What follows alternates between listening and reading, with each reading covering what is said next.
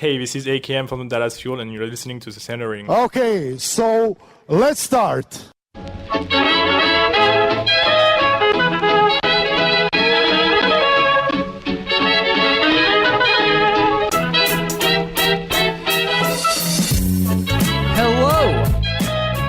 Hello and welcome to another edition of The Center Ring, aka TCR, aka your favorite esports radio show.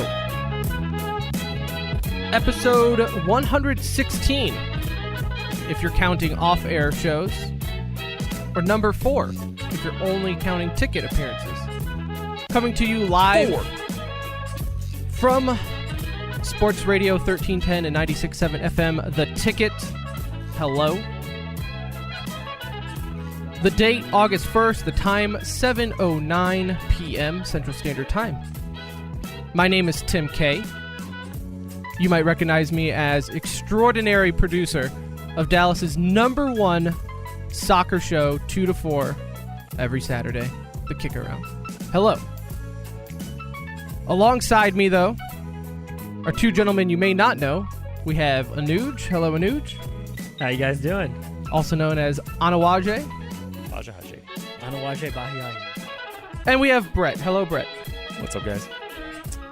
Hello. We are The Center Ring. We are an esports show, typically in podcast form. You can find us on Twitter at The Center Ring. Keep up with all the news there, any new episodes, anything like that that interests you. At The Center Ring on Twitter. Go and follow it. Ask us questions. We are doing a Twitter segment later on in the show. So your participation is dire for this professional esports broadcast. It depends on you, the listener. But this is going to be the best episode ever. Not only because we are live on The Ticket, which I feel like is always our best form, if I have to say so myself. We have e-news to end the show.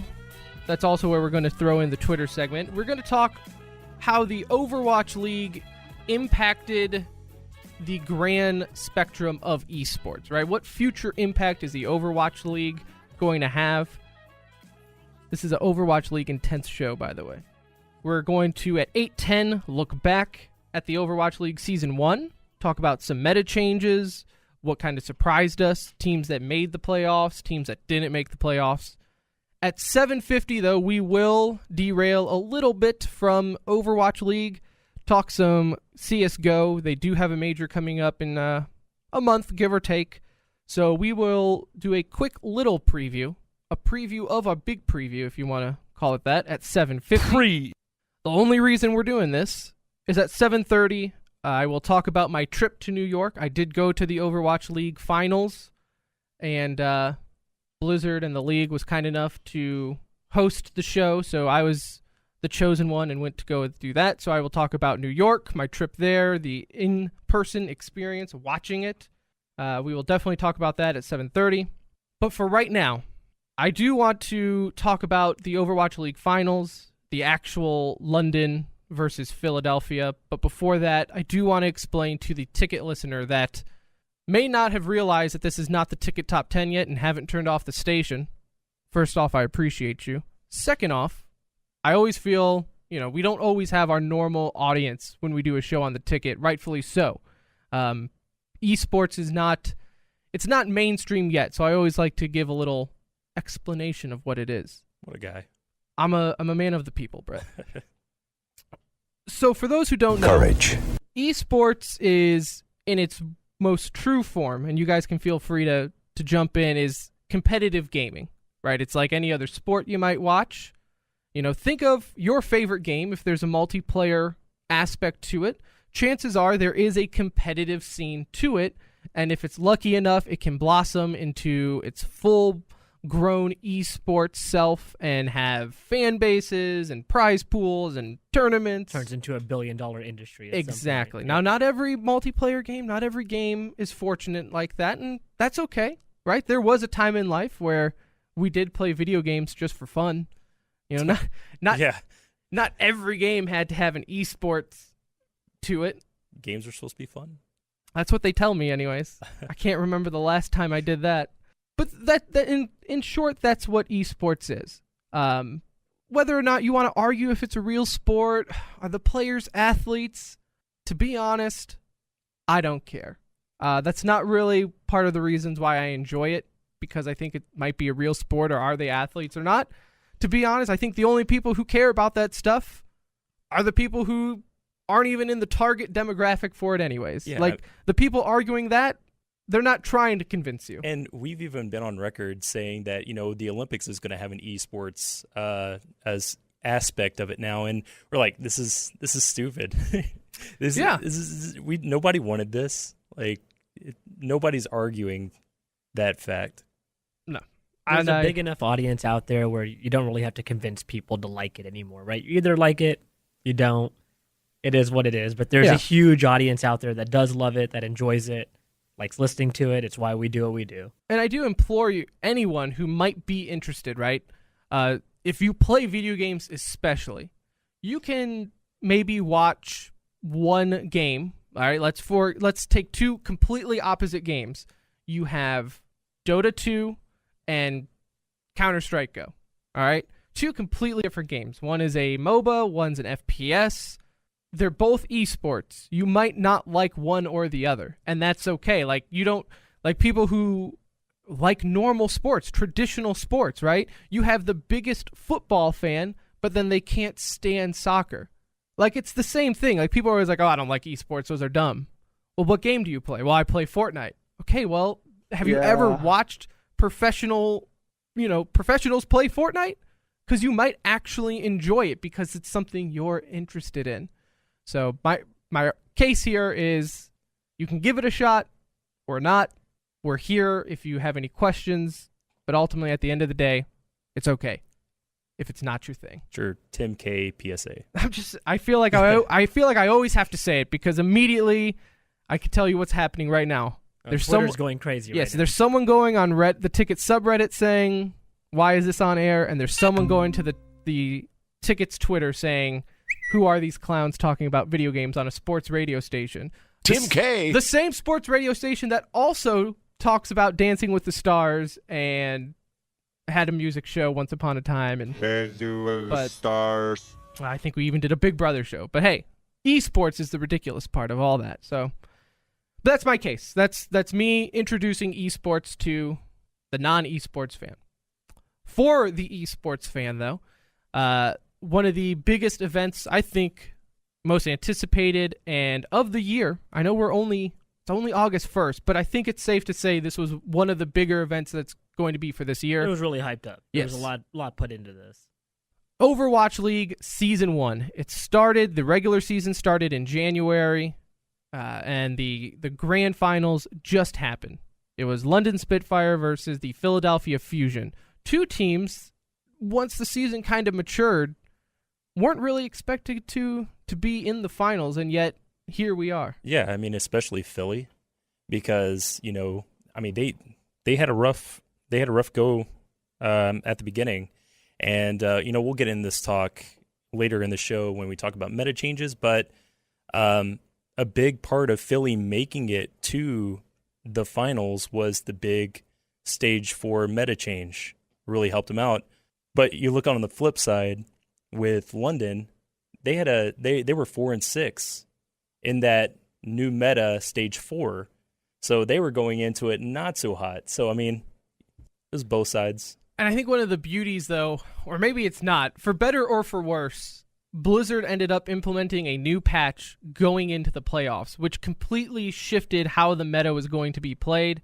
I think at the end of the day, going into the finals, I know I predicted it, but that's also because I'm a genius. I picked London Spitfire to win, and they really, apart from game 1, which was the only game Philly won, and kind of looked like they were going to stand a chance, apart from that first map, that was it. It was literally the first map of the finals, Philadelphia won, and everyone thought, oh, we got ourselves a game. And then London was like, no.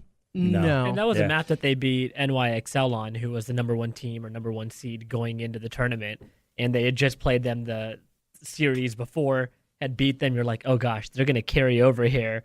And there's a chance that they just run the table and carry that momentum. But yeah, like you mentioned, it was a dead halt after that game, and there wasn't much else to look forward to for them. It was like London looked at themselves and they were like, "Hey guys, the game plan. Let's get back to this." And after, like, more to your point, Tim, after that first map, it was game on. And you saw it. A big part of what they were doing was picking on Carpe, which Carpe is the hotshot DPS player for Philly, their best player by far, just a highlight machine. Their goal, hey, we're not going to even use our tanks. We're going to use our best DPS player to go and chase you down the entire match. You are not going to be comfortable on Widow this entire game. And after they did that, it was over. You could just see Carpe couldn't get anything done. I mean, he had a couple of team fights where, he showed out, but after that first map, it was, let's chase this guy around, let's get him uncomfortable, let's get him out of his game, and they did that, and it was awesome. That was a big storyline going into the finals too, where it was going to be the DPS Carpe versus Prophet. So Carpe's on Philadelphia Fusion, Prophet is on London Spitfire, both one of the top 5 DPS, and DPS is damage, right? Yeah. They play the Widows, the Genjis, right? They're the flashy players. They're the wide receiver of the team, if you want to use that analogy. And it's funny because you are correct. London completely shut down Carpe. In fact, on day 2, I believe, what was the first map of day 2? It was Junkertown. Junkertown is where Carpe... Junkertown's a huge Widow map. Yeah. Huge Widow map. London Spitfire ended up forcing Carpe to move on to Tracer, and I think right there, I knew he was not feeling it. You're not comfortable at that point. Exactly, yeah. When you're switching off what is supposed to be your top hero, and typically in Overwatch, like, if there's another Widow on the other team, you have to have that other pro Widow to counter it, because it's potentially a one-shot kill. Yeah. And so when he switched, that's when I knew Carpe lost the DPS fight. Yeah, you have to have another Widow, and if you don't have another Widow, you need your tanks to also chase her down. Mobile tanks, which they had. And we'll get to this later about the tanks that had a rough go for Philly. Nobody was helping Carpe out in that regard, which would tilt anybody into switching. It wasn't until the second half of day 2, of the first match in day 2, where, like on King's Row, which they ended up losing, right? But they took it 4-3, and they got the third point in overtime. But yeah, besides that, right? Besides the fact that they lost, which is only a minor detail. Yeah, right. But that's where you finally saw Philadelphia like click, and it was just too late at that point. London has all the momentum in the world, and finally on the second half of the final match, Carpe is looking like what everyone thought he was going to be. I think he got like a triple kill with Widow on King's Row, but then again, it still wasn't enough. It's too late. Yeah, it's too late. Yeah, it was. I mean, on that map, they had to push pretty much the entire third push while in overtime to get to that point. But then London, like they've done this entire playoffs, they've only dropped 2 maps this entire playoffs, punched them in the mouth and still had time on the clock, which, those that watch Overwatch, if one team gets the last point in overtime and you still have time in your bank when you attack, all you have to do is take that one tick in overtime, which, gave them the 4-3 lead. So after they still had time in the bank, you could just tell, like, yeah, we had to be awesome on this third and last push, but it just wasn't enough to get them over. Did it almost seem like Philadelphia on King's Row on the final point where London all had to do is get one tick? Mm-hmm. And I've watched the VOD a few times. It almost looks like Philly didn't know that either no one was on that first point or they only needed one tick.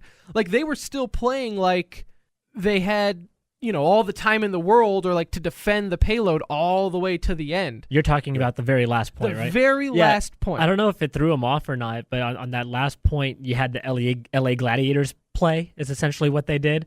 because it happened they rotate. They do London. The long rotate. Left and one then in spawn. You leave the Widow in the spawn. Yep. On King's Row, which basically gives you a sniper's nest. And you essentially you saw them run that play that worked against them. And I don't know if maybe that's what threw Philly off, to see them going for the high ground and do that long rotation. But there's a little bit of cockiness there in London to really pull that out in that moment to win it. And that same group, that same 6 players that they took that final tick to take that map, that's what they had to do, because we didn't even talk about this.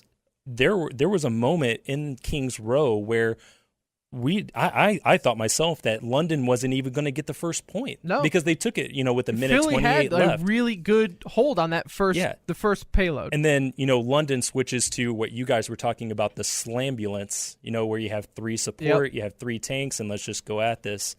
They didn't have an answer for it. Once they took out Philly's tank there at the end, that was it. That was game time. You knew they were going to end it right there. Yeah. It was just for a moment where you knew all they had to get 1 tick on that first point and then it was over. You still had there was 3 Philly players literally in jumping distance to get on there to delay, and I felt like they almost had a brain lapse. Like they didn't know that it was about to be over. But I will want to give one shout out here as we're running short on time, because we talked a lot about DPS, which, albeit they are the flashy plays, they will get MVP, right? It's just always it's how it works. Yeah. But the true saving grace, and if you had to make an MVP push to someone other than a damaged player in this finals, you would have to give it to Jester. On London Spitfire. So he's a tank, and if I always have to relate it to traditional sports, I'm okay with that. I think of a tank as a lineman, an offensive lineman. They don't get as much of the glory, but they're the ones creating the holes. They're creating the space for that running back to get through and make the cool play. They have the biggest job. I mean, they're creating those holes, but they're also keeping their support upright. They have to be in that to be able to be mobile, protect the support players, get the damage in as well. Jester's the Winston player, which, with his ability, he has the weapon that does damage kind of like an AoE. So he's kind of in the middle of things and just doing work. And you saw him lighting up and to his credit, the kill feed. In a meta where a lot of people were saying Winston was going to be irrelevant. And he was awesome on it. It was great. And you didn't see that from the Philly side. Sato, who is one of the best tank players in the league, he was just shut out. You never saw him on the kill feed, but you always saw Jester. Not talk about the tanks though, right? If you want to just say from a high overview, you didn't see adjustments in general on Philly. Yeah, I mean, there was one point on Junkertown, day 2, where Prophet, the league, the finals MVP, gets a 5K, a 5-kill ultimate, and then immediately, because Philly switched to a Genji, immediately after that 5K switches to Brigitte to counter the Genji. So, I mean, I guess you can give it to Prophet because he was that flexible player that they needed in this new meta. But I'm with you, Tim. Jester is a very close 2B, or 1B, rather. Yeah. It's just, like I said, you won't see their name up in the kill feed nearly as much, but they do play a big part. You saw Philly try to make some adjustments that just got shut down real quick when they were playing, Volskaya Industries. They started off with the 3 tanks to start that off, and then they got swept out by Prophet, who popped his Dragon Strike and kind of ruined both their pushes back to back. And it's like, if they did try something, it just wasn't going anywhere. It was an awesome finals. By both teams. And London, I think, had a well-deserved victory. Again, we are the Center Ring. We are an esports show, typically in podcast form, but we do appear on the ticket. You can follow us on Twitter at the Center Ring. Hit us up with questions or thoughts. We are doing a Twitter segment at the end of the show at 8:50. Up next, though, I was in person at the Overwatch League Grand Finals, and we'll talk about that next on the ticket. Esports takes center stage in the Center Ring. It's our Thursday night F-Around with Tim K and his merry band of gamers on Sports Radio 1310 and 96.7 FM, The Ticket. Don't miss legendary blues rock musician Delbert McClinton this Friday, August 3rd at the theater at Grand Prairie, formerly Verizon Theater, with Joe Ely Band and Casey James. Get Delbert McClinton tickets at axs.com. For a chance to win a pair of tickets, text Delbert to 22126. Welcome back to the Center Ring here on Sports Radio 1310 and 96.7 FM The Ticket. We are an esports show, so for those tuning in expecting the top 10, my apologies. Matt is so nice to let us steal his time slot. And we're talking esports. If you have any questions or interests, let us know at the Center Ring on Twitter. Be sure to follow, like, retweet, whatever the kids are doing now on social media to stay in touch.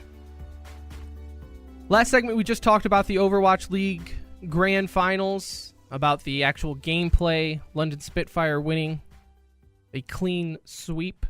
Is that a clean sweep? Even though Philly won one game, do we call it a clean sweep? Well, I mean, with a best of 3, it's kind of hard to call it a clean sweep. Let's just say they dominated. It's just 2 wins. There you go. Okay. I don't know. They did dominate, though. So London Spitfire ended up winning that. But I was there. And I want to talk about my trip to New York, if you guys don't mind. So the League and Blizzard were nice enough to contact us to see if we wanted to go. And, of course, you're going to say yes to that. Like, you're going to move things around to go if the League is inviting you out to New York. And Brett and I were so pumped. We were so excited to go. It was like, I was actually thrilled, booking my tickets. Yeah, getting right. ready. And then what happened, Tim? Yeah. What happened, Tim? There was only room for one. Sad. only room for one, and well, the T in the Center Ring doesn't stand for the, if you know what I mean. So I ended up going to watch the grand finals in person in New York. I have never been to New York. So it was a double exciting trip for me. Tim in the big city. I felt like I was boy. I felt like I was in my element. Yeah. New York, it speaks to me. First off, I'll talk about the event here in a minute, but I do want to talk about the city. The stereotype of angry New Yorker man, it's a bit overblown. I felt like the people there were nice.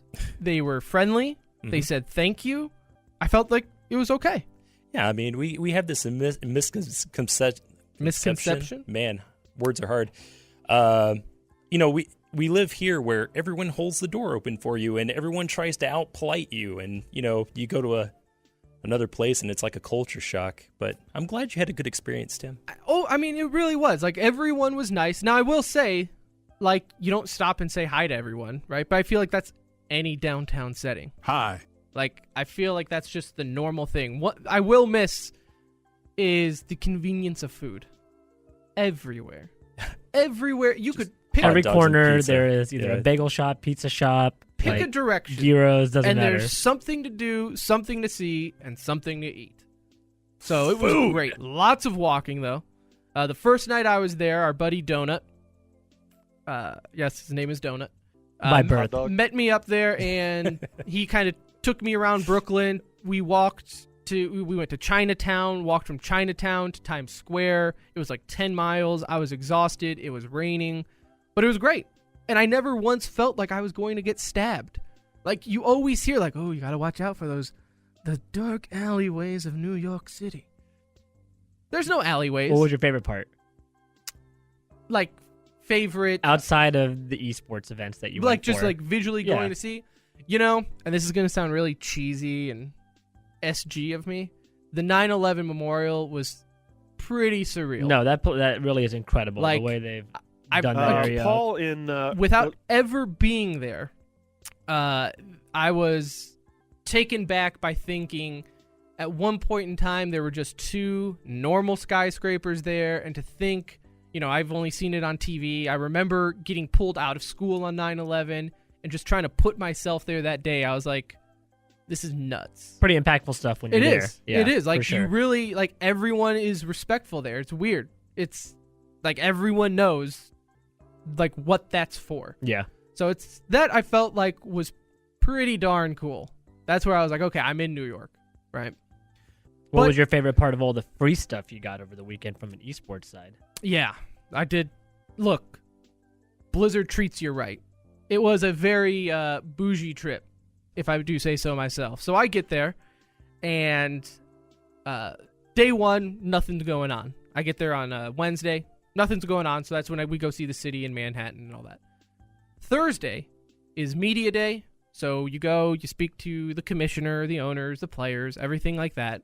And that was cool. You know, we've been to esports events, so you guys kind of are familiar with how it works. It's like any other sporting event. You just go and talk to the players. And that was cool. We had dinner, like a special invite dinner. So they ended up, basically what it was is Blizzard wanted to branch out to cities and traditional media. So like radio. No one's told them yet that radio is dying, so they don't know. They don't need to know either. They had newspaper columnists coming in too. We are huge still. Radio is on the rise. A Cumulus station. And so they treat us to dinner right by Brooklyn Bridge. You saw the Statue of Liberty. It was great. That's where it's like Ruckus was sitting at my table, so we got to talk to him, who plays for the Houston Outlaws. So the dinner was great.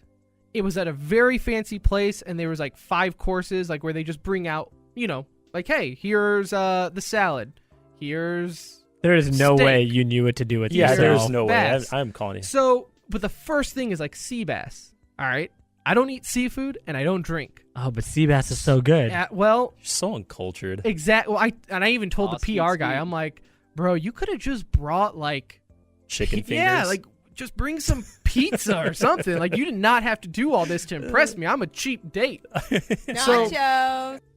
So I get the sea bass and I'm like, well, I can't just let this probably like $80 fish sit in front of me. There are people looking at you and judging you. So I did. I ate it.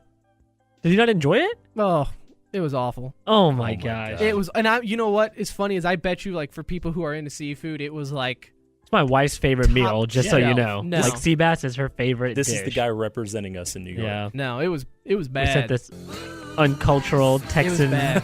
But the dude dinner to was go great. out there in New York. Overall, the dinner was great.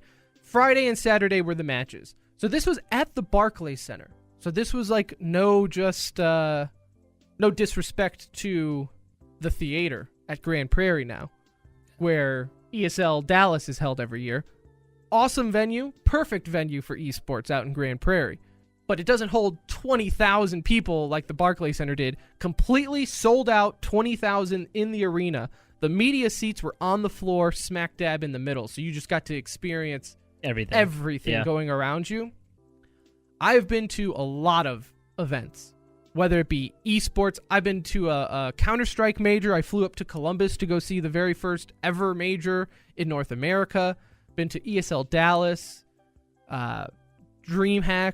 You know, I've been to a lot of traditional sports events. Nothing like this one. This was insane when it came down to the production value within the stadium, the way it was ran. Their PR staff was... You would not expect this to be their first time ever doing something on this scale, right? Like, they've done esports before, but you would have thought this was a professionally ran league. But Well, I mean, Blizzard it also is. knows how to put on a show, right? They've never Yeah. done a bad job at BlizzCon or like any of the other major events that they've done. Like Blizzard is known to go big, right? They go Yeah. big or go home type The thing. screen was, it literally stretched from one end of the stadium to the other. Huge. Like, it had to have been bigger than Don't say it. Oh, Don't say it. those Then- are fighting words. Jerry's World. Oh, man. It had to have been, unless maybe you're just closer. But being that close The new stadium. definitely felt bigger. And so the way they had it is the game was in the middle, and then you had both teams on the left and right, and then as like a player would die, they would have like a timer and, you know, things there. The one thing I wish they had, you have all that video space, no stats whatsoever. And I'm a stats guy, and I just wish you saw something. Give me something to go off. Yeah, because I mean it's chaotic. It's a chaotic game where just stuff is happening, and it's hard to Yeah. kind of keep keep pace, and you don't know who's doing Well, and sometimes, and it's nice to see.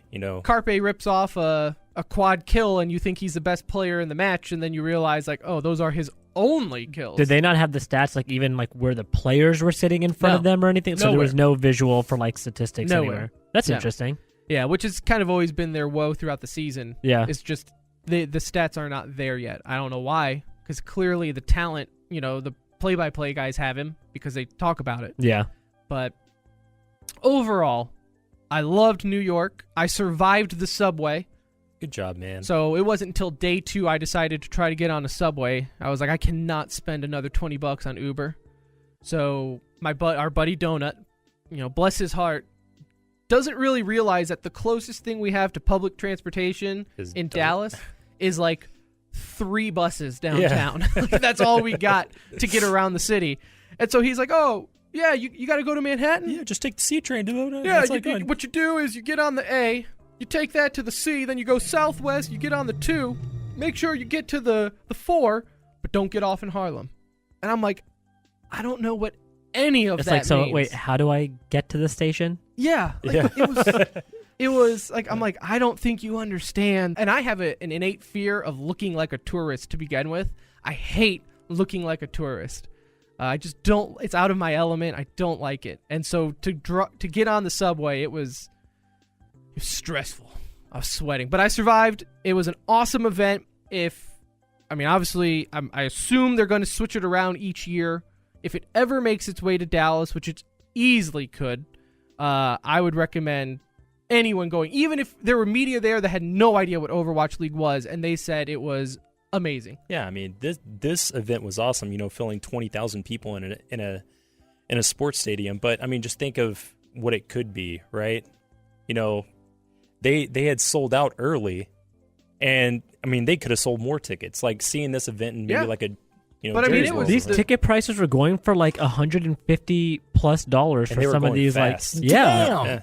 So it wasn't like a giveaway where they just gave away 10,000 out of the 20,000 tickets. No. They legit sold this place out. So speaking of big events, there's one for Counter-Strike coming up here in about a month in London. We are talking about the CSGO Major next on The Ticket.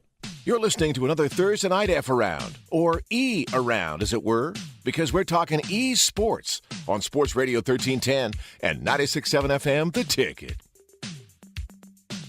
That's correct. We are talking esports here on The Ticket. We are the Center Ring. Esports podcast, occasional radio show. You can follow us on Twitter at The Center Ring. I am Tim K, normally with the Kick Around, fill-in host on the weekends if you're part of the weekend crowd. Alongside me, though, as always, we have Anuj. Hello, Anuj. I'm doing well, man. Better than Urban Meyer today. I think a lot of us are. And we have Brett. Hello, Brett. Hey, what's up, guys? And then, of course, running the board and doing those tickers, we have Matt. Hello, Matt. Gentlemen, how's it going? Hello. What a great radio voice, man. He's a pro, man. Yeah. I know, Tim sounds great. He is a pro. I do not have a radio voice, but or if you have the face, though. I'll tell you guys how Matt got that job during the break. Not like that. We are The Center Ring, once again, at The Center Ring on Twitter if you'd like to follow us. Ask us esports questions coming up at 8:50 in 1 hour. In fact, we are going to do a Twitter question segment, so feel free to ask us anything in there. Be gentle. Keep League of Legends out of it. You just won't get anything. I'm sorry. Yeah. It's like, it would be like the hard line talking soccer. We might be able to get through it, but we'll leave it to the professionals like the Kick Around. Primarily in this show, we are recapping Overwatch League Season 1. I was at the finals. We talked about it last segment. Coming up next, we are talking... What are we talking about next? Counter-Strike, man. No. That's now. Up next, we are looking back at the Overwatch League Season 1 at 8:10. But right now, we are going to divert from Overwatch talk because in about a month, one of the biggest tournaments in esports, again, a lot of biggest tournaments in esports, depending on who you're asking. But this is generally one of the bigger events of the year in any esport. So Counter-Strike is having one of their majors in London next month. It's the Face It Major for London. There's really only 2 of these a year, which kind of just happened to be that way. Sometimes you would get 3 in one year, but it seems like they only do 2 now. Yeah. Valve is the official. These are official Valve hosted tournaments. This is pretty much when you want to say you are the best team in the world type of major, right? Like if you want to put this on a scale, that's what it is. And there's, I think there's a lot of storylines going into this major as far as, I mean, even if you're just looking at the legendary spots, right? You have, let me get my notes. Well, the reigning champions, Cloud9. What it is with the legend spots are the top 8 teams from last year, or from the last major, which was in January in Boston, automatically qualify for this one. Yep. So you will see some teams that, 7 months ago were good, but a lot can change in Counter-Strike. And 7 months in Counter-Strike is probably like 4 years worth of any other normal sport. That's fair. When you think of like a team cycle, you typically get 4 years out of that roster. 7 months is... It's like the trade deadline in Counter-Strike happens 4 times a year somehow. Right. Like it's that kind of craziness where rosters are swapped, shuffled, replaced. Yeah. I mean... And I'm looking at 4 of the Legends teams, and 4 of those teams, the rosters have been kind of turned on their heads since the last major, right? So... Well, you have the former champion, Cloud9. They are a shell of their former team that won the Boston Major. The majority of them moved over to MIBR. No team has the same starting 5, except for possibly Windstrike. But Cloud9 does not. FaZe, I guess now that Olaf is back, maybe they will have their 5 if he remains there. But Navi's changed, Snacks on Mouse Sports, obviously, you just mentioned MIBR. MIBR hiring Yanko today as a head coach, which is huge in the Counter-Strike world. Mouse Sports. G2, now we're getting into the teams that are like, G2 would be totally different had they not had the legend spot. G2 would not be in the major had they not had this. Like, I fully would expect them not to qualify for the major had they not have the automatic invite. Well, yeah, and same with Windstrike, who was Quantum Bellatar. Those guys were like... I mean, they were surprised. 100-to-1 odds to even get to the point that they're at. And here they are. Yeah. Now, this is the second major where they're doing their new format. Last major was super confusing, and it kind of took some of the fun out of it because they basically increased the pool for teams that could be considered qualified for the major. It went from 16 to 24, so they added 8 additional teams. Those 8 spots used to be part of an offline event that took place to make it to the major. They've now just included them or incorporated them into the big event, and more money kind of all around for everybody. The way that Counter-Strike does it is if you make the major, there's in-game prizes for those teams. And that's the motivation. Yeah, so this is a way for them to make a little bit more. And you also have the Swiss format coming back for the major, which seems to be Valve's favorite format for a major. When it first came out, I really did enjoy it. Like, I remember thinking this is the way tournaments should be ran, not your normal group stage or however you want to do it, right? Yeah. So for the Swiss format, for those unfamiliar, because you really don't see it in any sport, right? No, like, I don't think this there's is the only sport that the first time I've ever heard of it was through Counter-Strike. Yeah, because before they were doing it like you would like watch a World World Cup. Cup, Yeah, right? you had your so groups. you had your groups, yeah. So the Swiss format is in pool play, which is the first round of play. Okay, legend teams, again, top 8 from previous are not in this. They get a first round bye, if you will. Then, so Swiss format comes into play where it's completely random on who you're going to play. You could play... The first seed could play the second seed. They could play the last seed. It's a name out of a hat. That's how they're picking up their bracket. Literally, a name out of a hat. Yeah, that's seriously how they... It's like a lottery ball is how they pick it. The important thing is no seeding there. There's no seeding.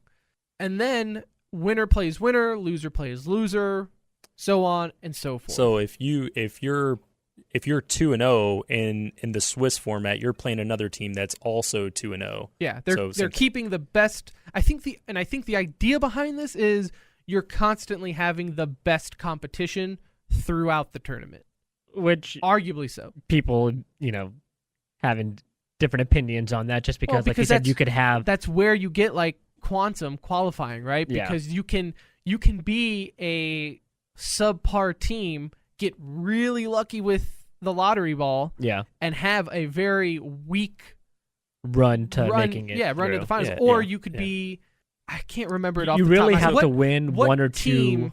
You have to win one or two really good games to get in, but you can like squeak by maybe 3 or 4 easier Like matches. one in the team last system. major, was it Astralis that had like a It was Liquid, I think. was Right? it one Well, it team, was- a top tier team had a ridiculous road to the finals. Like they got every top tier team drawn against them, and it was like, well, this is kind of ridiculous that we're now having a tier 2 team in the major top 8 compared to some of these teams that failed, and it's all because of this Swiss format, which, like I said, for better or for worse, you can get Cinderella stories, but no one wants to see Cinderella in the finals. And I'm like you, Tim. When it first came out, I was like, man, this is exciting. It's something different, fresh, whatever, because seeding in Counter-Strike is super hard. I mean, if you're looking at the top, you know your top teams, but once you get to, like 5, 6, 7, 8, 9, those are a little bit harder to seed because it's constantly changing, right? Yeah.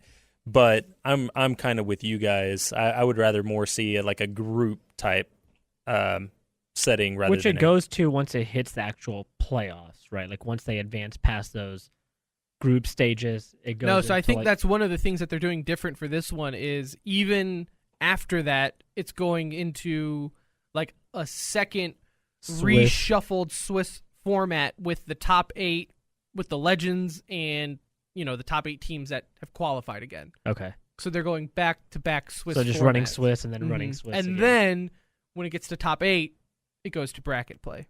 Where you'll generally see the better teams kind of overcome at that point. Yeah, because better teams win best out of threes. Yeah, they win best out of fives. threes. Yeah. That's the whole point Yeah. of them. Because that's another thing with the Swiss format is they're all best of ones. Unless it's like the tiebreakers or anything now. Which nobody likes. If you follow the pros, they none of them like it. Well, no, so. because everyone knows in Counter-Strike it's a game of two sides. If you're starting on terrorist or counter-terrorist could make, a difference of 12 rounds to start off with. Yeah. Yeah, because if you're on a map that's CT sided, counter-terrorist sided, and you're down, 5 rounds going into the next, half. Your motivation's, it's kind of shot at that point. It's like you don't have another map to kind of lean on after that. I think they want this ultimately, though, because it does cause drama. It causes a lot of upsets. There's always a random team that kind of finds a way to push through. So I think they do it for a reason, but it's not the most liked or well received amongst everybody for sure. So if we have to make very super early predictions, and I will even say, so we're going to do like a massive major preview in a future episode of the podcast version of this show. So be sure and follow us on Twitter at The Center Ring. We do occasional shows like this on the ticket when a big event ends or previews or things like that. So we'll do like a full on preview because the roster lock for the major is like this weekend, like August 5th, I think is the roster lock. So these rosters could still shuffle change in a way. Cloud9 is one of those rosters where a lot of people are thinking, are they going to make a last minute change? But so if you had to pick prediction wise, who's your favorite with this giant pool? It would be a shocker to me if Astralis didn't win this. They have performed so well throughout the year. They've won 4 out of 5 of the big events that have taken place. I think with Na'Vi winning the other. I think maybe FaZe took one at some point. But Astralis has been on a tear. They're the only team that has held a roster consistently for as long as they have, which, again, in Counter-Strike terms, even if they've been together a year, it feels like an eternity. So I'd be surprised if Astralis didn't come out of this on top. I think it's theirs to lose, and I think if they did lose, it would be a big shocker to most people. They've held the number 1 ranked spot for, it's been a while now, and they're coming off, another event that I'm sure we'll go over in the podcast at some point, but, one of the other major events that's kind of took place was the E-League premiere that just ended, and they just clean swept that as well, so I think it'd be hard-pressed to see anyone beating them. Yeah, and I'm going to go with you too, Anuj. I'd pick Astralis, and I've talked about this in previous podcasts where, especially in Counter-Strike, continuity, it's important. It's the ultimate team sport. So the continuity helps. They're coming in hot, right? They just won a tournament, so they got that going for them. and they have one of the best coach in the league as well. You know, they just have everything going for them right now. Everything you need to be a good team, they have it. And I also think it's difficult too because it's like there's not a number 2 right now. Like you would say FaZe, but then look at what happened to them in E-League, right? Yeah, they played terrible. So there's not a number. MIBR, you have no idea what they're going to be tournament from tournament. So if I had to pick Na'Vi, again, they played pretty poorly. Na'Vi is one of the ones that have at least done fairly well recently and showed some consistency. Mm-hmm. But so I crunched the numbers. Oh, God, here it goes. I looked at statistics. I went back and forth. Who's it going to be? Who's going to be the major winner? Well, I'm here to tell you guys, your TCR lock of the London Major, Cloud9, will be your first back-to-back North American Major winners. You're such a homer. That's what you said last time. Who was right? Everyone laughed. But at the Boston Major, who was right? I feel like we should put a bet on this one. Like we need to think of something to have some sort of wager on this where if Cloud9 repeats. You know, funny Brett you mentioned that. We something are here. working on it right now. It's kind of difficult with the Swiss format, but we're going to have a public bracket that our listeners can join in on and make their own prediction brackets and everything there. I'm working with a website right now. We're trying to figure out how to do that with the Swiss format, though, because literally every day is different games. So keep an eye, though, if you are interested in that, on Twitter, at The Center Ring. You can join our bracket. What are your predictions for the London Major? Let us know at The Center Ring. Speaking of, we are The Center Ring on The Ticket, 96.7 FM and 1310 The Ticket. I said that backwards. That was super weird, right, Matt? That was kind of weird. But we will come back, and when we return, we have... Oh, look at this. Looking back at Overwatch League Season 1 on The Ticket. Your favorite station is talking about your favorite sport, esports. This is The Center Ring on our Thursday night F-Around on Sports Radio 1310 and 96.7 FM, The Ticket. 8:15 here on The Ticket. This is The Center Ring. As the man said, we are an esports radio show. Follow us on Twitter at The Center Ring if you are interested, or if you're not interested. We'll take you as followers, too. We're cheap like that. At The Center Ring, we are doing a Twitter segment coming up here at 8:50. So if you have any questions, any thoughts about the upcoming CSGO Major, the Overwatch League Season 1, anything like that, any questions you might have, hit us up on Twitter. We just got done talking about that CSGO Major, though, and again, we'll do more talk on that on the actual podcast, so if you are interested, again, at The Center Ring. For right now, though, let's look back at the first season ever for Overwatch League. As we take you back to a time, this time last year, let's see, July, I think this is right around the time Dallas Fuel was announced. They were just now starting to, I think this was like right in July, August of last year, I think is when they first introduced like maybe the 3 teams to start the league, and then it later formed into what it is now. I thought this was last week. And it's crazy how in one season, how fast it can change. Yeah. You know, just looking back, if you went back, I think, and watched a Stage 1 game compared to what was in the playoffs, the meta was ridiculous. I mean, for the first 3 stages of the league, you had the same dive comp meta. And it was getting to the point where it was getting a little stale, and I feel like Stage 4 was just a breath of fresh air. It's like, you know, like we're not going to see the same heroes being played.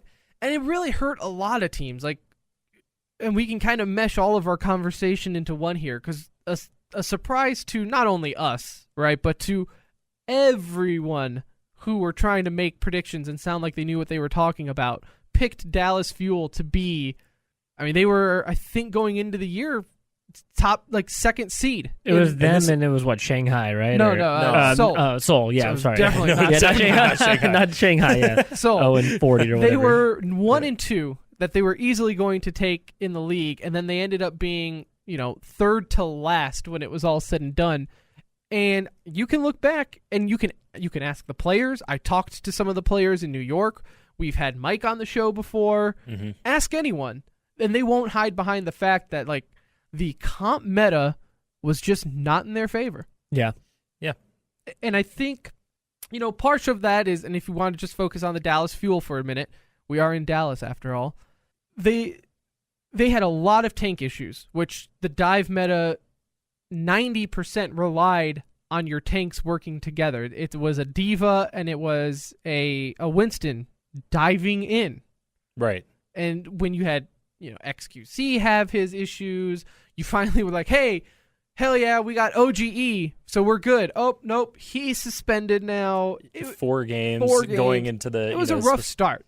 So you had teams that really, if they didn't adjust to the dive meta, it was around for way too long in the season for them to recover. Yeah. I mean, if you look, stage 1, they were 3-7. Stage 2, they were 2-8. Stage 3, they were 1-9. 1-9. So it's like Shanghai being the only team they beat. That stage. In that stage, yeah. And then they finally changed the comp or the meta, and then in stage 4 they advanced to the playoffs because it goes into their favor. And then they were 6-4 in stage 4. They made the playoffs. They needed now champion London to beat the Dynasty. Maybe it wasn't the Dynasty. Valiant, right? LA Valiant. Yeah, there we go. They needed some help getting into it, but I mean it was nice to kind of see the meta. And I think though this is one thing that I hope to see change in season 2, and maybe it will. There's a thing in esports where teams fall into this trap, and this is not just Overwatch, right? This is any game, Counter-Strike, Dota, you name it. If there's a strategy involved, there's a lot of like monkey see, monkey do to it, right? Oh, the best team is doing this. Well, we need to do that too, and not mix it up. But you see that in traditional sports too. That's not right. But you also see teams mix it up. Look at the Tampa Bay Rays and what they're doing to their pitching. They're having closers start the game and starters finish it out. So they realize, you know what, guys, we really got nothing to lose. Let's mix this up. Let's see what happens if we change this. So you have teams like the Dallas Fuel or Shanghai Dragons. Shanghai went winless. Like, you normally have to go quite a bit into a league's history before you have a winless team. Indeed. Shanghai was like they wanted the record. Go home. Hold my sake. Yeah. I got this. Because they, first year ever, they ripped the Band-Aid off and go winless, and partially because they always tried to play in the meta that they could never fit in. And I just feel like, why not mix it up? If but the Fuel did, right? Well, the Fuel made plenty of roster changes to try and make it work. Oh, and I feel like that's something what Siegel was brought in for, but even then, eventually they just had him on D.Va, which he was good. He played fine with D.Va, but... I mean, the Fuel's big... Their big MO on the Fuel was they didn't adapt until Arrow came. It was they would run that same comp over and over and over again. Hey, this is a dive meta. We need a Genji. We have to have a Genji. Yeah. Let's keep playing this Genji, so even though it's not working. I interviewed AKM, and you can find the interview on our Twitter at the Center Ring in New York, and I specifically asked him about what made you play Genji, right? And he said it wasn't Kai, their former coach. It was solely his decision because he knew all these top teams have a top-tier Genji. Somebody has to do it. Somebody has to do it. I will do it. But he was not... He's a good Genji, but nowhere near a top tier Genji. Yeah. So it ended up hurting him, and it ended up hurting the team, rather than, I feel like, if a team just plays to their strengths and then figure out how to counter other teams with that strength. If AKM was brought in here to be a hit scanner, so you got the dive meta, why not? And again, because you have nothing to lose at this point, right? You were second to last in the league.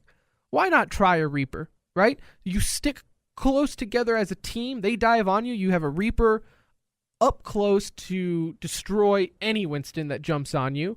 You could maybe play McCree. You have the hit scan. You have the stun grenade to, again, counter that Slow Winston. Some of that down. Slow it down. But you never saw teams play with the meta. It was always... all right, this is what the top teams are doing. We're going to run this till we die. And that was the first 3 stages for pretty much everybody. Like that's just how it played out. Yeah. No one deviated.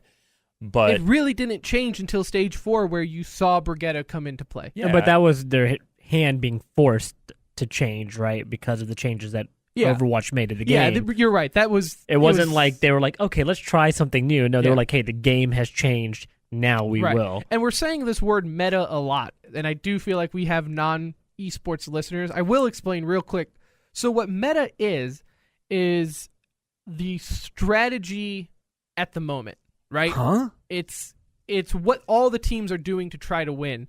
So if you want to think about it in like traditional sports sense, it's like the spread offense in football. Like everybody was like, hey, this is working. The wishbone, let's all go whatever. to the spread or the triple option or whatever it may be. Baseball. Yeah. I mean, and all of it can change throughout the year or whatever. And with esports, a lot of it has to do with how the developers are patching their game, increasing damage, decreasing damage, changing abilities for certain heroes. And, that's it can play a big part. I mean, it can make or break. Look at Seoul, right? The Seoul Dynasty in Korea, how that dramatically affected them. You got rid of the dive meta, and all of a sudden, they were defeatable.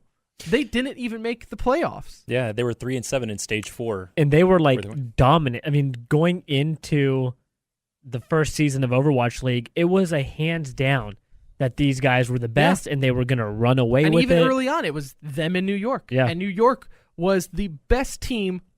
I think once the season got going, people learned really early on that New York was the best team in the league. Yeah. You just weren't going to beat them. They had the league's MVP, Jonak being a rookie, mind you. And I know it's the first season, so technically they're all rookies, but he's never played professionally before, so he's a true rookie. MVP, Zenyatta, and he completely changed the way you play that hero. And look at what happened to them. The playoffs start. Right before going into playoffs, Blizzard finally updated the Overwatch League, right? The Overwatch League was said, okay, we're going to switch to the latest patch. That way, we're playing on the same patch everybody else is playing on, which is really what you should do, right? But they should have done that from the start rather than... Yeah, well, I mean, and there's not a good time to do it, right? There's really never a good time. The playoffs But there's a better not, time than doing it right before the playoffs, starting right? on the play, at the playoffs, that is a bad So this time ended to up start. affecting a lot lot of teams, Including New the York number one team in the league. being New York, and the finals are in New York. Yep. Everyone was like, "This is going to they're going to blow the roof off of the Barclays Center if they make the finals." Right, a home team in the finals. How many times does that happen? Never. Yeah. And then all of a sudden, though, they looked like one of the worst teams in the league. Yeah, we joked around as like the North American sports curse. Like, you cannot play in a championship game in your home city. And it's like, doesn't happen. no, it just doesn't happen. I asked a handful of the players too, while in New York, about what they felt about the patch coming in right before the playoffs. Mm-hmm.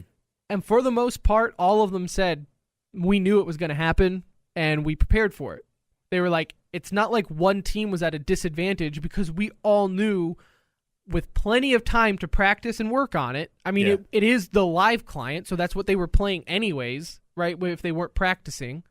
So they were like, we were all kind of used to it. What happened with New York, and this is what some of the players told me, and from what they heard, is New York just didn't prep the way they always did. They didn't take it serious. They got lazy with their practice. They wanted to do it their way. They were so good. Yes, it didn't feel like they had to got really cocky, change. and they slipped up. Yeah, I mean, because they had, like you said, Tim, they had the MVP of the league and Jonak on their team, who is this god tier Zenyatta player. But on maps, and there are several maps like this now, like Junkertown, you run the meta right now is you run one support and then you have a flex tank player, right? Which is usually your Zenyatta player. So this new meta change totally took that away from them. And for better or for worse, they stuck with it and it didn't work out. It was not good for them. One thing I hope to see, and I'd like to see this change happen for Season 2 at least, is set times where changes can be made and where it gives teams enough time to also make roster adjustments to go with those changes, right? Because when you do it right before the playoffs, you're not swapping out players at that point, even if they knew it was coming. Mm-hmm. I would like to see it like after Stage 1 and after Stage 3. Those are the only times we can make adjustments in-game. It would be nice. It is 8:28 here on The Ticket. We are the Center Ring, an esports radio show that occasionally goes on The Ticket to talk esports and stuff. Follow us on Twitter at The Center Ring. We are doing a Twitter segment coming up here at 8:50. But up next, we're going to talk about how the Overwatch League may impact other esports. 8:33 here on The Ticket. This is The Center Ring, your esports radio show. Follow us on Twitter at The Center Ring if you're enjoying what you're listening to. We do a weekly podcast discussing everything esports as well. Coming up next at 8:50, we do have a Twitter segment along with some e-news, esports news. Get it? So let us know what your questions are. Whether it's, maybe you're new to esports and you have questions and you want to ask. What's the saying? There's no such thing as a stupid question. There's some. Yeah, there are definitely. But not some. here. Oh, Not okay. here. All right. Your This question Not today. is not stupid to us. Wrong. So ask us on Twitter at The Center Ring if you have them. Do you notice that The Ticket is not comfortable saying my name after our very first episode on? Yeah, It's definitely. like Tim K I with mean, the I don't- nerds, Tim K with the gamers, It's Tim K fault. with the dudes. It's totally your fault. I don't think there's any question that after that first time they were like, we are never going to say this guy's We're name never again. trying again. Mute Bajahaje's mic. Let me read this 40 here, if you don't mind. The Ticket presents Girly Girl Gridiron Action with the 11th annual BVB Dallas Flag football game and fundraiser. Over 200 of Dallas's most talented, intelligent, not to mention hottest blondes and brunettes coming together to raise money to tackle Alzheimer's. Saturday, August 11th at 7 p.m. at the Cotton Bowl. Log on to bvbdallas.org for more info. Nailed it. Thank you. So again, this is The Center Ring on The Ticket. Follow us on Twitter at The Center Ring. Up next, we have Twitter and some e-news to knock out. But for right now, Overwatch League, they did a lot of firsts. They also did a lot of things other people have attempted, but I think they, with the organization and the money behind Blizzard, they were able to execute it at a much higher and efficient level I like money.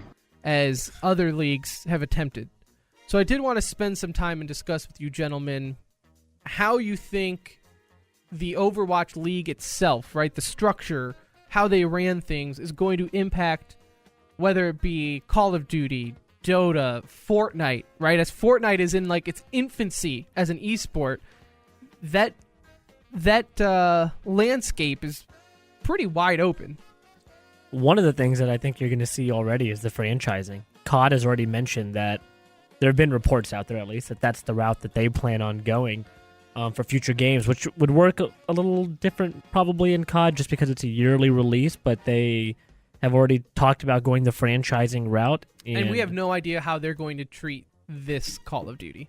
No, I think... Being that this is the first Call of Duty where they're really focusing on PC as being its own individual thing, right? It's not like a port over game. It could be completely different on how they handle. Yes, you're going to see other Call of Duties just because that's how the contracts work out with Treyarch and all these guys. Sledgehammer and all that, but this might be the one where it sticks as, okay, this is the preferred competitive Call of Duty.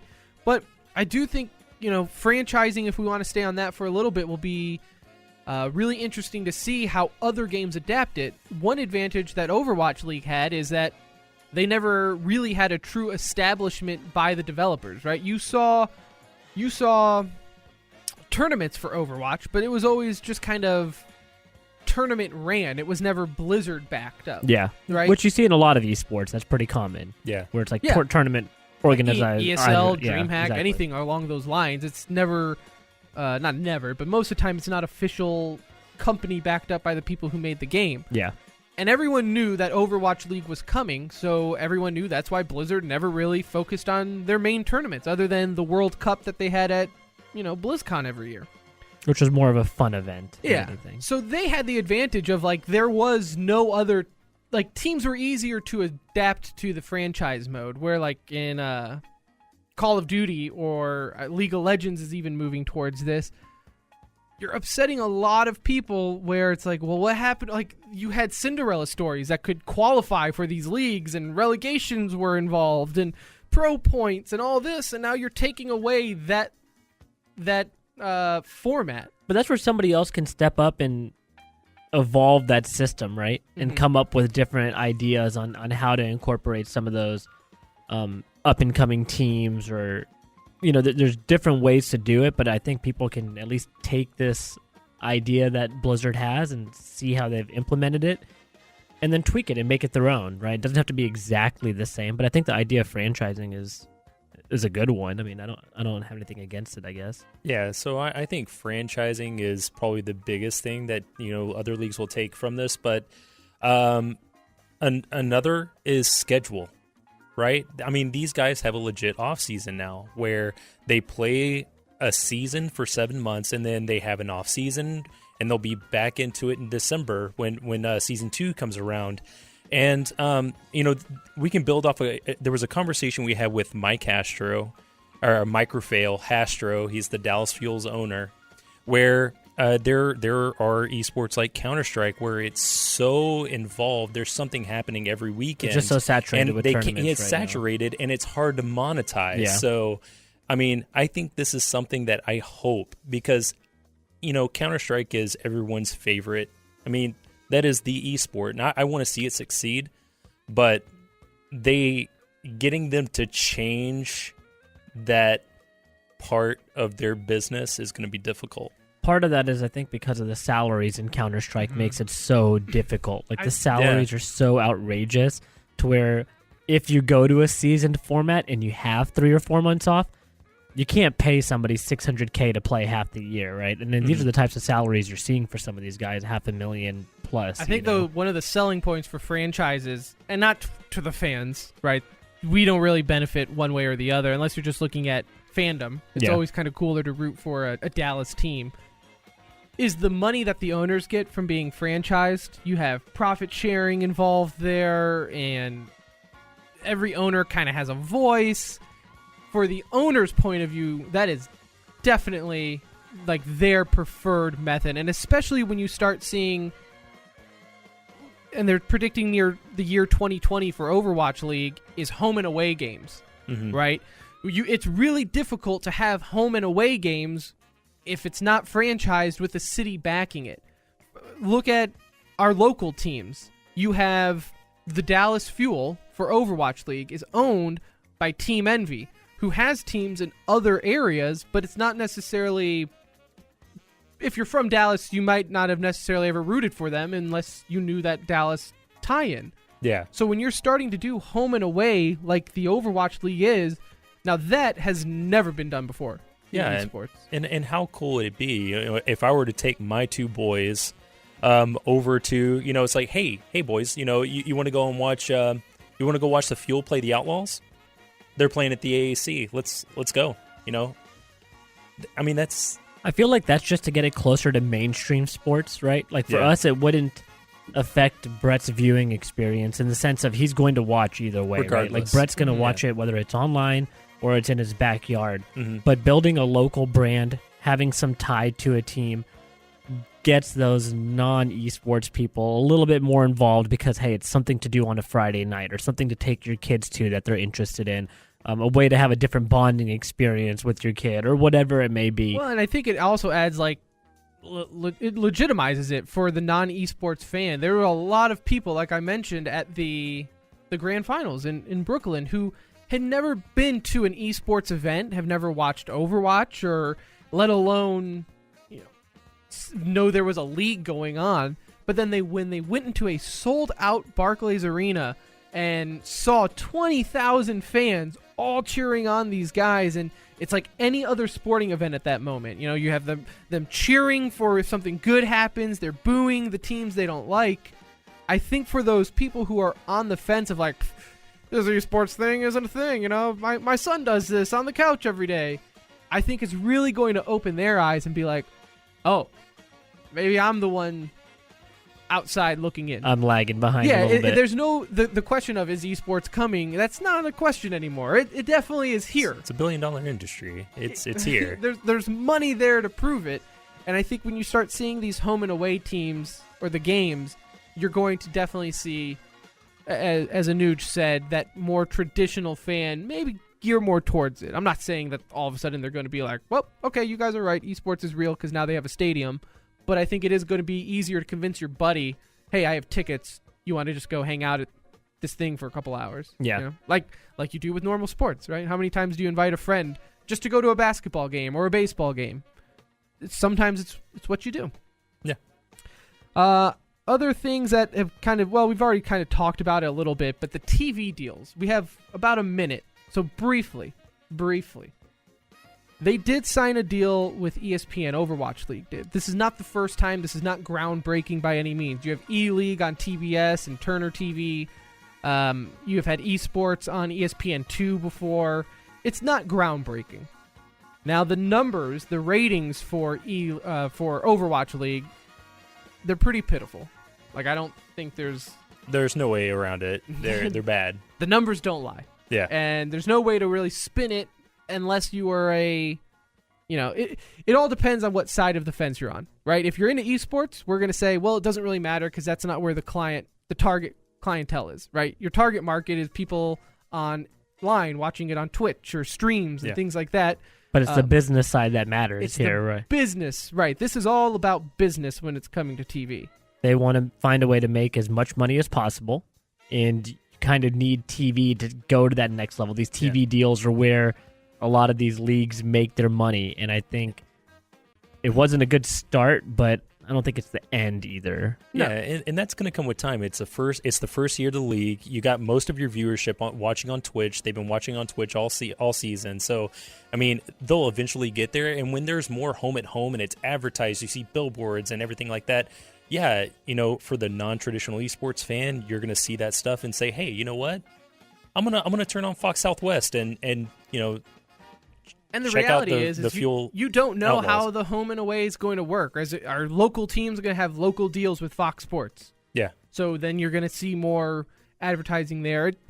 As far as the TV and esports goes, yes, there's a long way to go. And I'm not even sure if it even matters at this point because, again, we watch everything. Us millennials watch everything online anyway. So it doesn't really. I don't know if it has that huge of impact. But nonetheless, the Overwatch League, it is changing a lot of how your landscape of your traditional esports is working out. It is 8:46 here on The Ticket. We are the Center Ring. Up next, we do have e-news and our very own Twitter segment. So if you have any questions at the Center Ring on Twitter, hit it up. Welcome back to the Center Ring here on The Ticket. It's 8:53 on this Wednesday night around.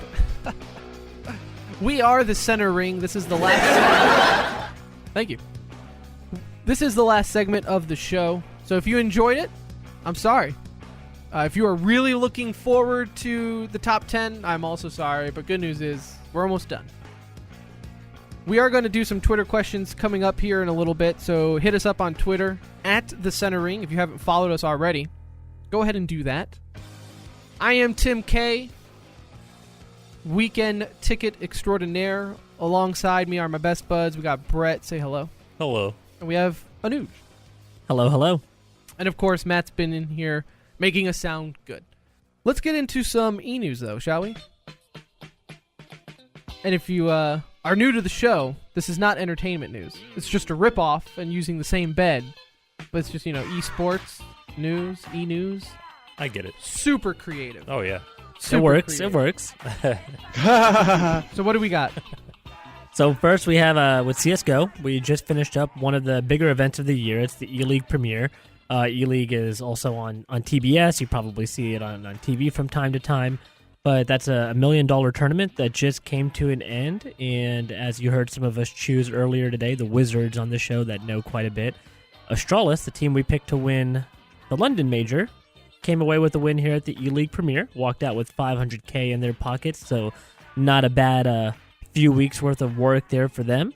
And followed up by Liquid on that one. Yeah, I was gonna say one of the big takeaways there is Liquid getting second place, and was it the day of the semis where they qualified for the finals? Taco's dad passed away. Yep. He played that day.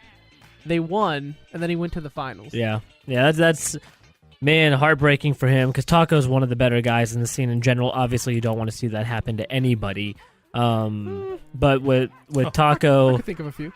Taco is just one of the better guys in the scene. We've had a couple of chances to speak with him, and good dude. You hate to see something like that happen. They played their hearts out for him, but they fell short to, no shame. The best team in the game right now is Strawless. So, again, they still walked away with $200K for second place, so can't be complaining too much, I would think.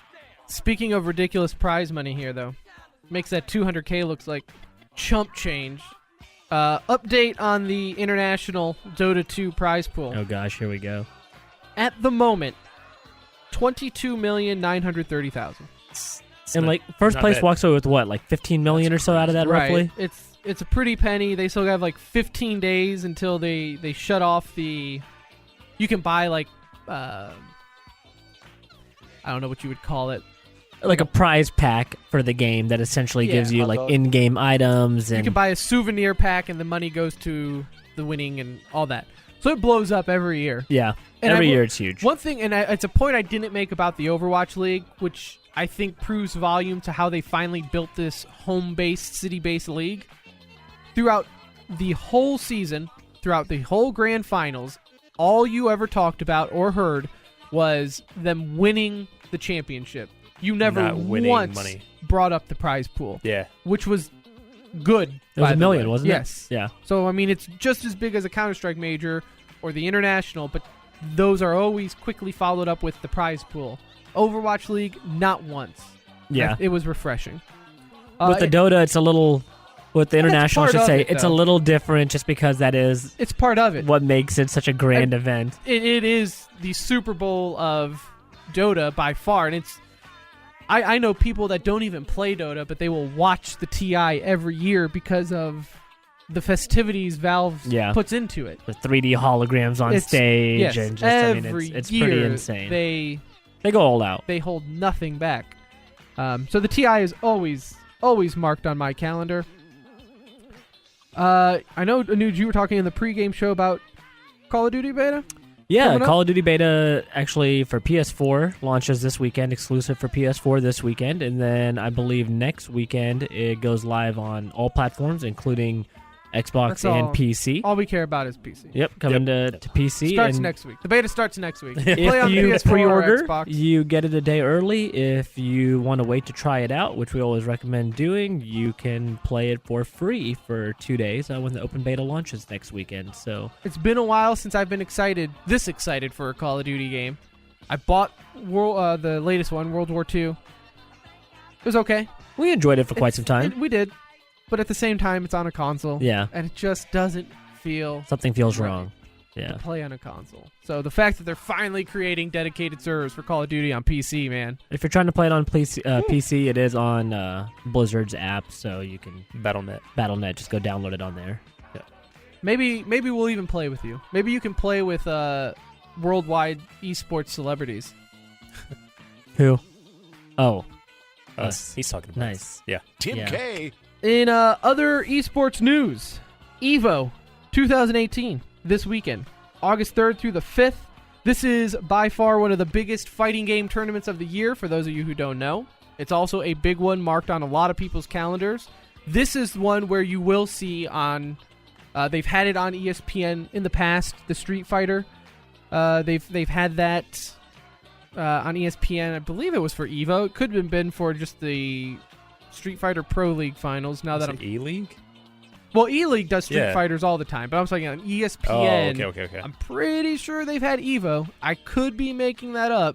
It might have been just the Street Fighter Pro League finals, but no way anyone can prove me wrong. So I'm okay with that.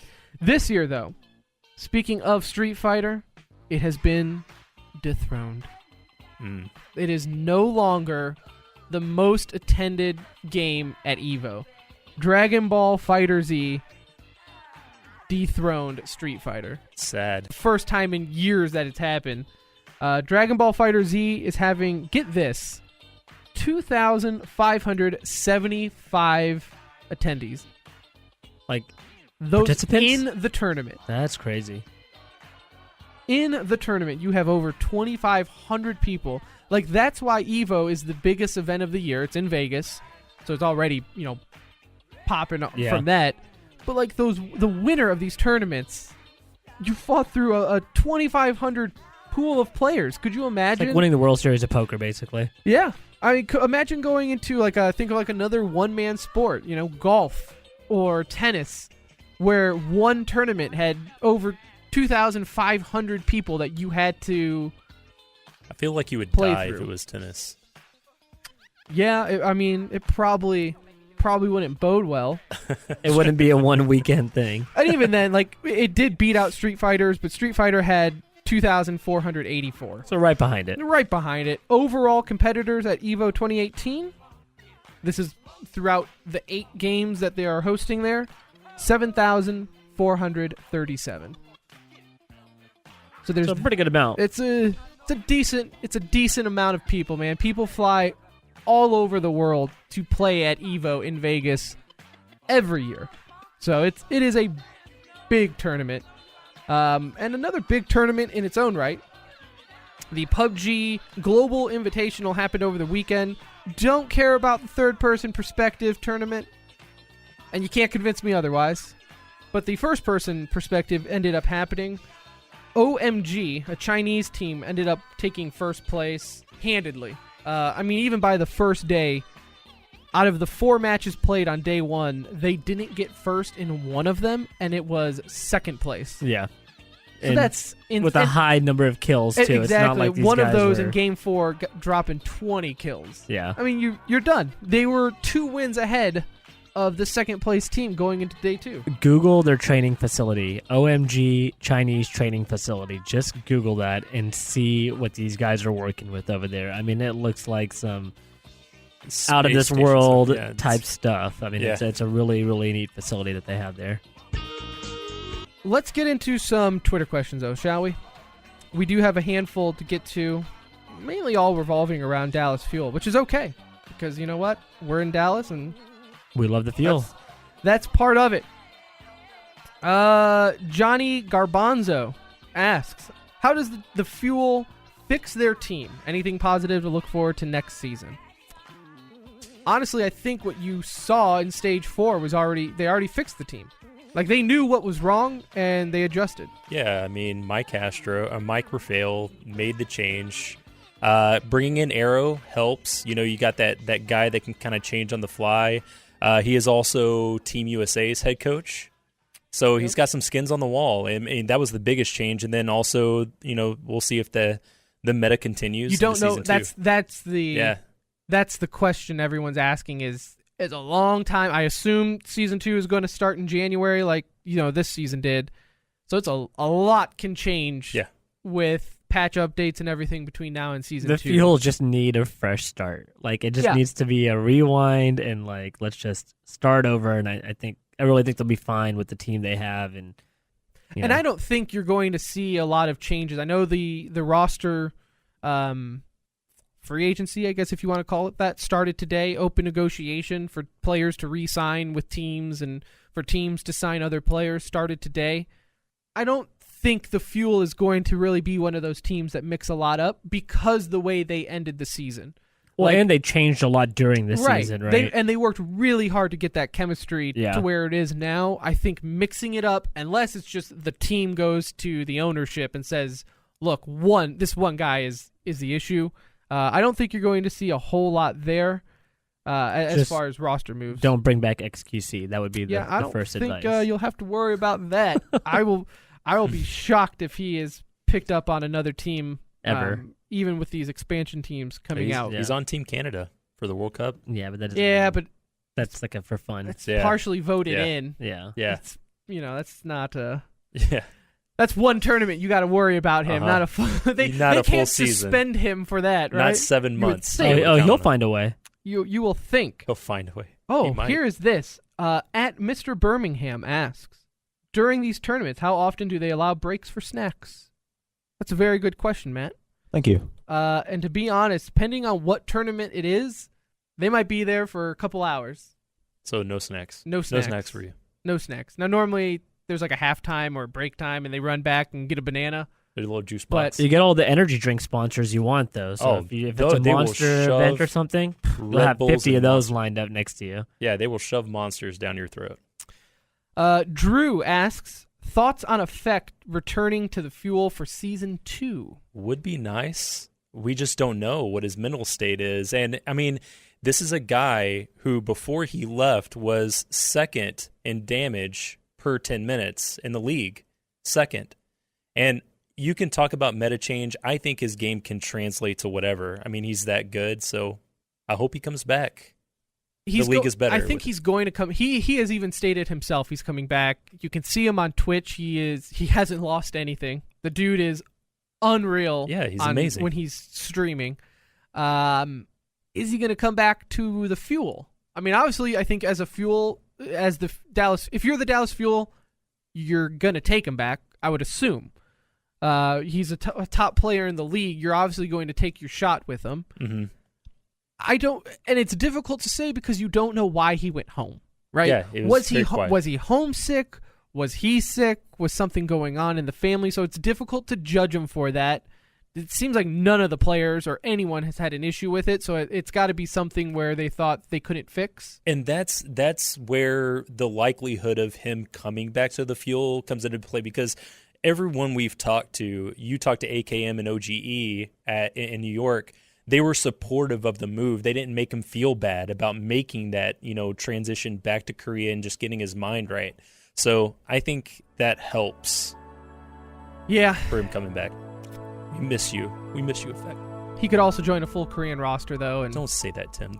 Ruin There's like all a of new our, team coming up over there, isn't ruin there? our dreams. There's rumors. Yeah. No one knows yet for sure.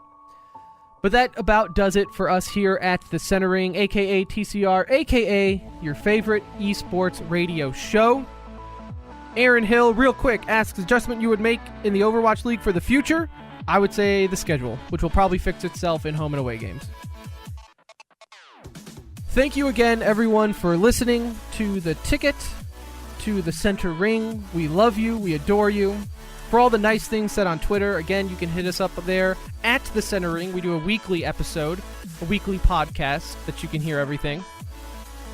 I want to thank Blizzard and the Overwatch League again for thinking of us and inviting me out there to attend the event in real life. It was amazing. We really all three loved it. Thank you again to The Ticket for allowing us schmucks to do our thing and talk esports on the radio. It is always a lot of fun. Thank you to Matt. Thank you, Anuj. Thank you, Brett. This is Tim, The Center Ring, at The Center Ring on Twitter, and we'll see you guys next time.